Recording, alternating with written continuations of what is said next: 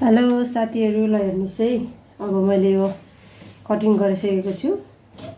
तपाईहरुलाई मैले यसरी यो निकालेको छु। लेस अगाडि जुन गलामा लेस भएको हुन्छ त्यो कुर्तालाई कसरी रेडी गर्ने भनेर मैले उतारेको थिएँ, निकालेको थिएँ। तपाईँ एकदम बुझ्ने तरिकाले सिकाउँदैछु है। अब यो धेरै लामो हुन्छ। तपाईले यो सबै हाल्नुभयो भने त तपाईको नाइटोभन्दा तल जान्छ है, कम्मरभन्दा तल जान्छ। तर त्यसैले तपाईले यसलाई अब सबै हाल्नु भने त लामो हुन्छ। त्यसैले तपाईको ठ्याक्कै कम्मर निर यसलाई राख्नुपर्ने हुन्छ। यहाँ चाहिँ चिन्ह भित्रबाट छ, भित्रबाट चिन्ह लागेको छ। मैले यसको कम्मरको भाग 14 मा राखेको थिएँ। 14 मा भित्रबाट यो चिन्ह लागेको छ र अर्को कुरो यहाँ चिन्ह पनि बसेको छ है। यहाँ पहिलाको यो उदारेको मैले यो डाम पनि बसेको छ। मैले यहाँसम्म मात्रै हाल्छु यो लेस। तपाईहरुले अब यसरी हाल्नुपर्छ ताकि तपाईहरुलाई कपडा कटिङ गर्न सजिलो होस् है। अनि यो टागले गर्दा डिस्टर्ब गर्छ कपडा कटिङ गर्ने बेलामा। अनि यो सबै समस्याहरू भएको हुनाले मैले तपाईहरुको बीचमा यो भिडियो बनाएको छु। अब तपाईले यो गला कसरी हाल्नुपर्छ भन्ने कुरो त तपाईलाई थाहै होला हैन। तर अब यो यसरी यो गराउने।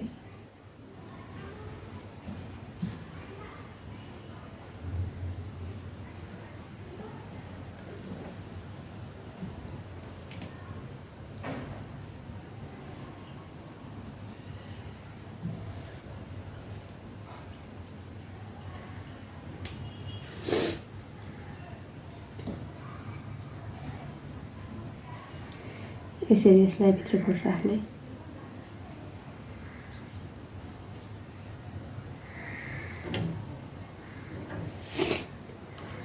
यो लेस छ, लेस निस्केको थियो। यो लेस छ, यो लेसलाई टक्क देखिने हिसाबले, धेरै हैन, ठिक्कको साइजमा मिलाएर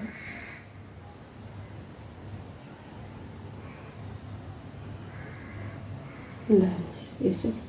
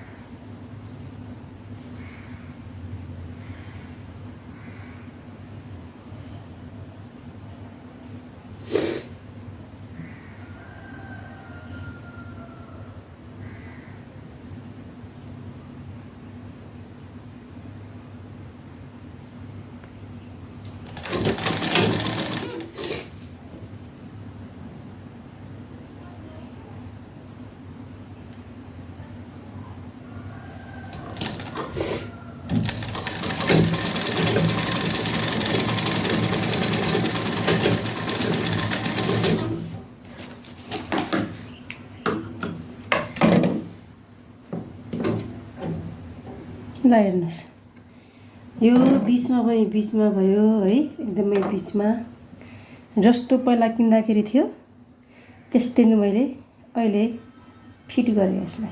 ल हेर्नुहोस्, अब यो माथिको यो बचेको लुगा फालिदिने, यो काम छैन है। ल हेर्नुहोस्, अब जस्तोको तस्तै भयो।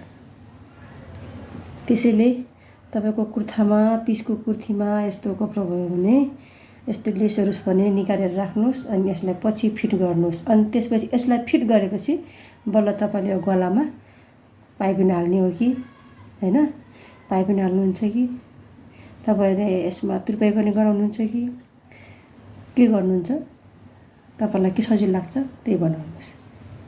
Thank you. तपाईँहरूलाई यो भिडियो मन पर्यो भने लाइक, सेयर र कमेन्ट गरिदिनु होला। अब यस्तै भिडियोहरू हेर्नको लागि मेरो च्यानललाई सब्सक्राइब गर्नु होला। Thank you, welcome.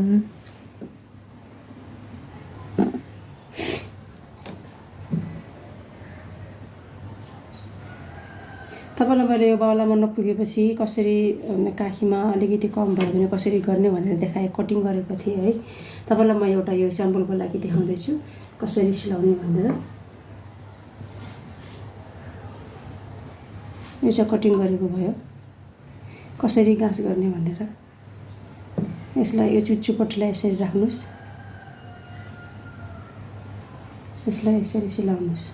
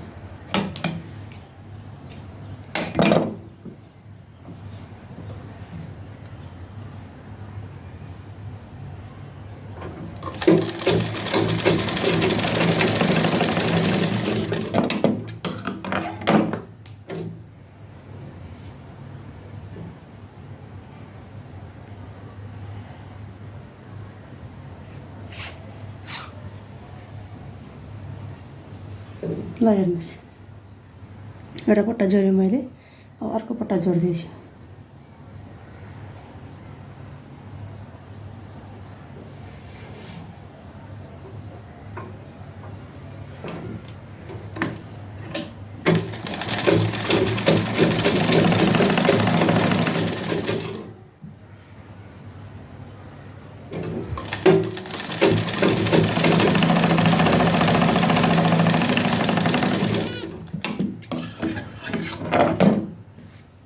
ल हेर्नुहोस्,